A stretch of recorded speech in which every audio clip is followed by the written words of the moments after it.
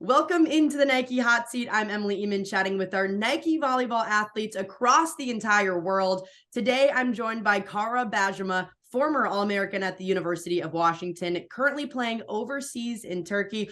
Kara, I know you've traveled all over the entire world for volleyball, but you're actually from a small town in Washington, Linden, which is just south of the Canadian border. And I want to paint the full picture of how it was for you growing up. So what was the culture around sports growing up in Linden?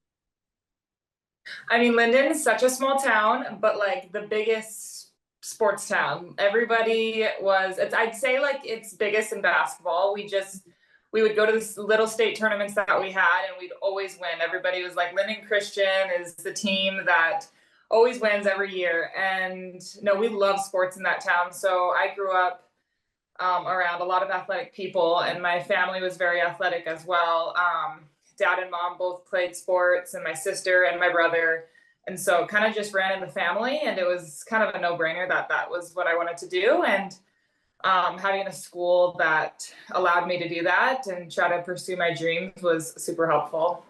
You mentioned your siblings were, really athletic. They both went on to play college athletics. Your older sister, soccer at South Carolina, and then your brother currently playing basketball at Washington. How competitive were you three growing up?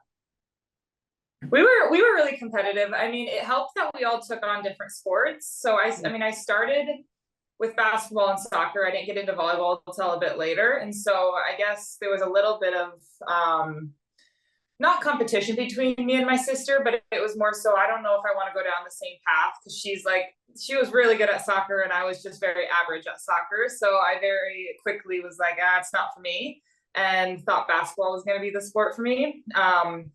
And me and my brother would go play for hours outside. We always had a hoop in our backyard, and we got really competitive there. I would say me and my brother were probably the most competitive since we were both into basketball. But no one did volleyball in my family, so I guess there was no competition there.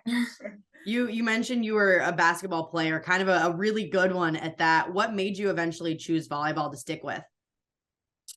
It's funny. We have a home video actually of me going up to my parents and just saying, "Hey, like I think I could be good at volleyball." And this was in maybe like seventh grade, or I don't know what grade it was. And they're like, "Kara, like you're already doing soccer and basketball. Like I don't know." And I was like, "No, I really think that this is something I could like." And they said, "Okay, we'll give it a go." And I went to, I think it was just like seventh grade volleyball that was where I started, and I just fell in love with it, and I kind of got good fast. And it was just like the culture around volleyball, and I'm not a very like contact person, so like I liked basketball, but then I kind of was just like, it's nice not having to touch people all the time. And I just honestly fell in love with the sport and got good at it. And so very quickly I had to decide what I wanted to pursue, because it's too hard to try to play club basketball and volleyball, which I did for a year, but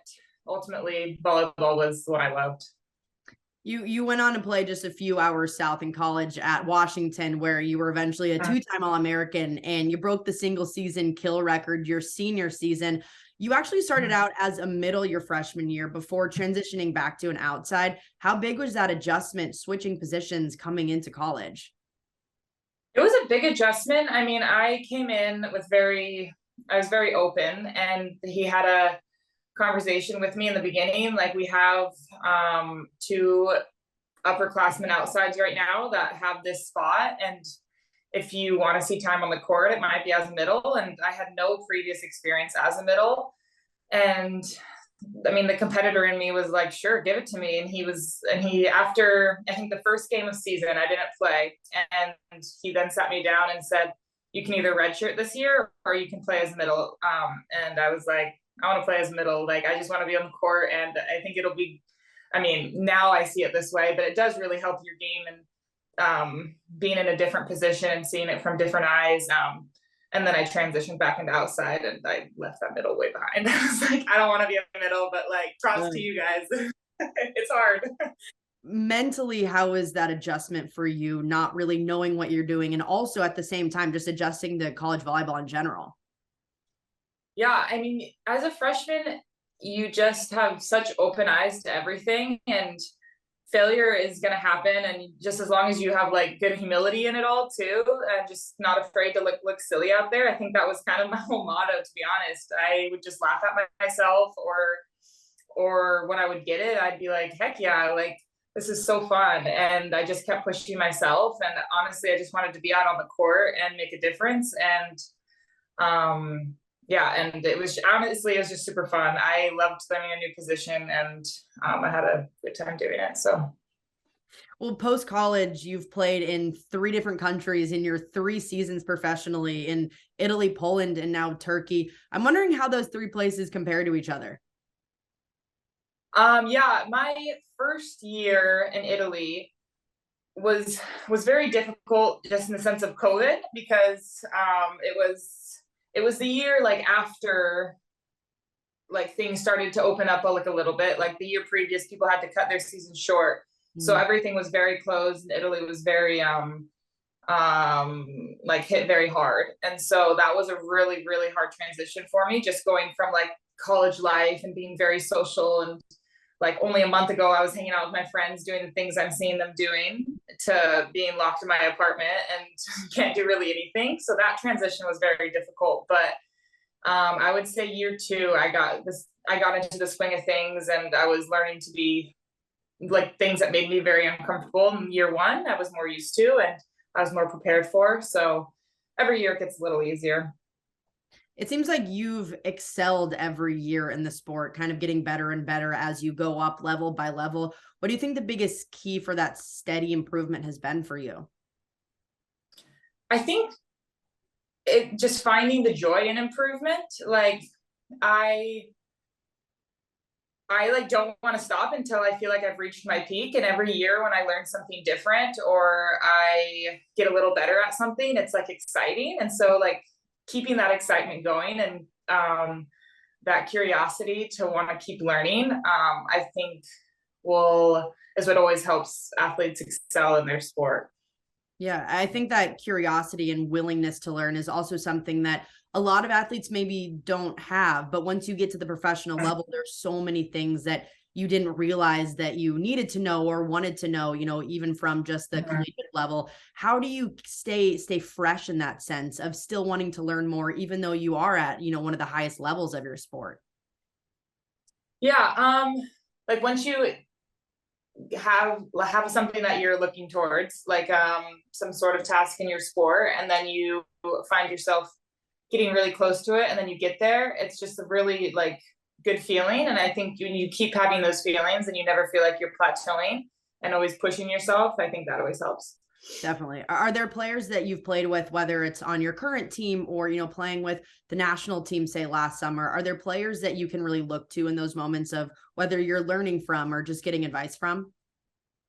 Yeah, I mean, this was my first summer with the national team, and Kelsey Robinson was a really big help for me. She was just always in my ear and encouraging me, and just being like, hey, I'm here for you, I'm a big supporter. And that really meant a lot, because it's a big transition or a big I don't know, it's going from never being on the national team to coming off an Olympic gold medal year. You feel like there's a lot of pressure, and you want to like hold up to those standards that they have. And for her, being in 2 Olympics already and being with the national team a lot, for her having her encouragement, that was really helpful to me.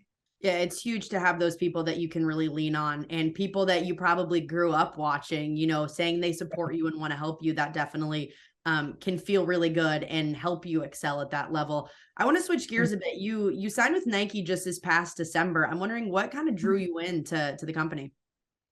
Yeah, I mean, I've always been a Nike girl. I always wore their shoes. I just always found that they fit me best. And I honestly, my first 2 years of college, I was Nike too. And then we switched to Adidas, but I just have always loved the clothing. I've loved what they stood for. And I just really like Nike, to be honest. I've always been pro Nike. As a brand, I'm wondering, what was your perception of Nike before you signed, and did it change at all after you signed? I just knew that Nike just cared for their athletes, and I liked the way like the way they marketed and the way their athletes talked about Nike as well. And I think after signing, I don't think anything changed. I think if anything, it like reiterated that. Yeah. Cara, well, thank you so much for joining me. You are awesome. It's been so much fun watching you excel at your career, and I can't wait to see all that you do in the future. Thank you.